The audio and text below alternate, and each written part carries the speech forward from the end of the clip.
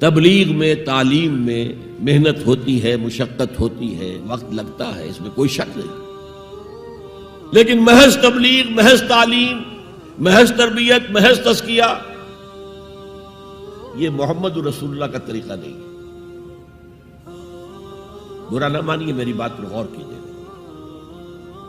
محمد رسول اللہ کا طریقہ کیا تھا؟ دعوت دو قرآن کے ذریعے، انذار کرو قرآن کے ذریعے، بشارت دو قرآن کے ذریعے۔ فَإِنَّمَا يَسَّرْنَاهُ بِلِسَانِكَ لِتُبَشِّرَ بِهِ الْمُتَّقِينَ وَتُنذِرَ بِهِ قَوْمًا لُدًّا۔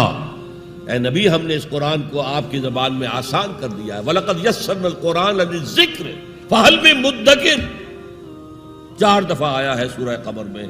ہم نے قرآن کو نصیحت اخذ کرنے کے لیے بہت آسان کر دیا ہے، تو ہے کوئی جو نصیحت کا طالب ہو؟ دعوت ہو، تذکیر ہو، فذکر بالقرآن من یخاف وعید۔ پہلا کام حضور کا یہ تھا، قرآن کے ذریعے سے لوگوں کو اللہ کی طرف بلانا۔ یہ دعوت، تبلیغ کسے کہتے ہیں؟ To reach out to someone, to convey to him some message, یہ تبلیغ ہے۔ اور اس کو کھینچ کر لے آنا اللہ کے راستے کی طرف، یہ دعوت ہے۔ وَمَنْ أَحْسَنُ قَوْلًا مِّمَّنْ دَعَا إِلَى اللَّهِ وَعَمِلَ صَالِحًا وَقَالَ إِنَّنِي مِنَ الْمُسْلِمِينَ۔ اس شخص سے اچھی بات کس کی ہوگی جو اللہ کی طرف بلائے اور اچھے عمل کرتا ہو؟ یہ نہ ہو کہ وہ دوسروں کو تو نصیحت اور خود میاں فضیحت، یہ نہیں، اور کہے کہ میں بھی عام مسلمان ہوں، میں تم پر کوئی فوقیت کا دعویٰ نہیں کر رہا، میں کوئی آسمان سے نہیں اترا ہوں، میں بھی عام مسلمانوں میں سے ہوں، اننی من المسلمین۔ تو قرآن کے ذریعے تذکیر، قرآن کے ذریعے نصیحت۔ یا ایھا الناس قد جاءتکم موعظۃ من ربکم وشفاء لما فی الصدور، یہی ہے موعظہ، نصیحت، اور یہی ہے شفاء لما فی الصدور، دلوں میں جو روگ ہیں ان کا علاج یہ ہے۔ وہدی ورحمۃ للمؤمنین۔ تو حضور کا طریقہ پہلا کیا تھا؟ قرآن کو عام کرو، جہاں آپ گئے قرآن سنایا۔ آپ کے کوئی خطبات ہمیں نہیں ملتے۔ جمعے کے خطبوں میں کیا کرتے تھے؟ کان للنبی صلی اللہ علیہ وسلم خطبتان یجلس بینہما یقرأ فیہما آیات من القرآن ویذکر الناس۔ یہ صحیح مسلم کی روایت ہے۔ حضور کے 2 خطبے ہوتے تھے، آپ درمیان میں تھوڑی دیر کے لیے بیٹھتے بھی تھے، جیسے ہم بیٹھتے ہیں۔ اور یہ کس لیے تھا؟ شاید آپ نے کبھی غور نہ کیا ہو۔ یہ اس لیے نہیں تھا کہ حضور کو کوئی تکان ہو جاتی تھی۔ آپ کے خطبے بہت مختصر ہوتے تھے، لمبے خطبے کی ضرورت کیا؟ جو سامنے بیٹھے عربی ان کی زبان ہے، قرآن عربی میں نازل ہوا ہے، حضور کے قلب سے، زبان مبارک سے ادا ہو رہا ہے، دلوں کے اندر جا کے اتر رہا ہے۔ لمبی بات کی ضرورت کیا تھی؟ بہت مختصر خطبے ہوتے تھے، لیکن پھر بھی بیٹھتے تھے۔ کیوں بیٹھتے تھے؟ یہ علامت تھی اس بات کی کہ یہ خطبہ جو ہے یہ ظہر کی 2 رکعتوں کا قائم مقام ہے۔